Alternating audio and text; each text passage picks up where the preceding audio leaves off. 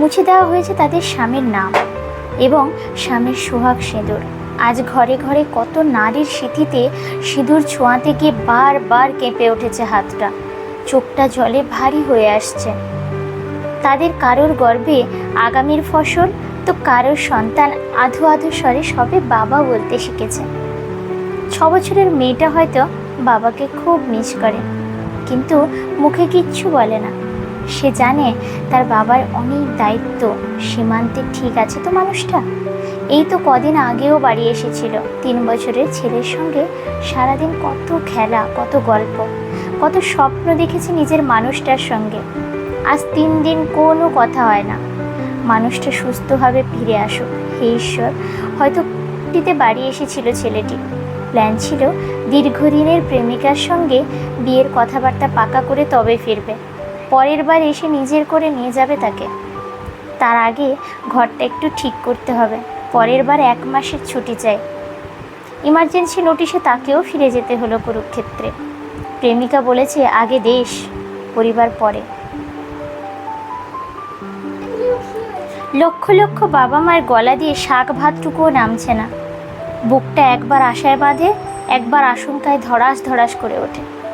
টিভিতে বীর শহীদদের তালিকা ঘোষণা করলে চোখ দুটো কেমন যেন ঝাপসা হয়ে যায়, কানে তালা ধরে আসে।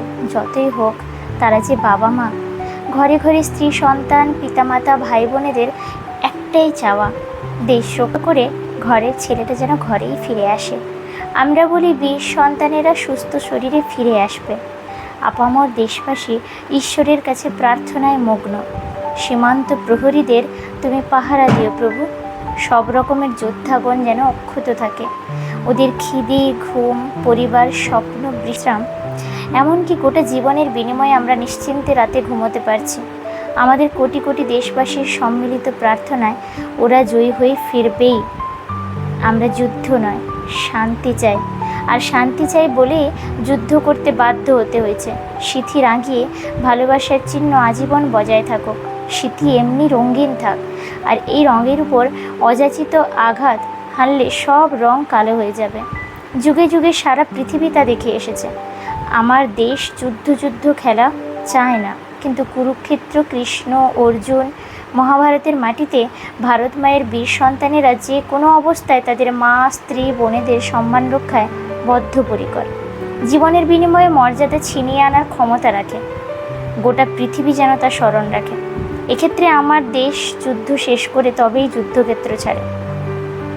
কলমে পার্বতী মোদক, কণ্ঠে কৃষ্ণা প্রধান রায়। ভালো লাগলে অবশ্যই পেজটিকে ফলো করে দেবেন এবং লাইক, শেয়ার এবং সাবস্ক্রাইব করে দেবেন। অসংখ্য ধন্যবাদ সকলকে।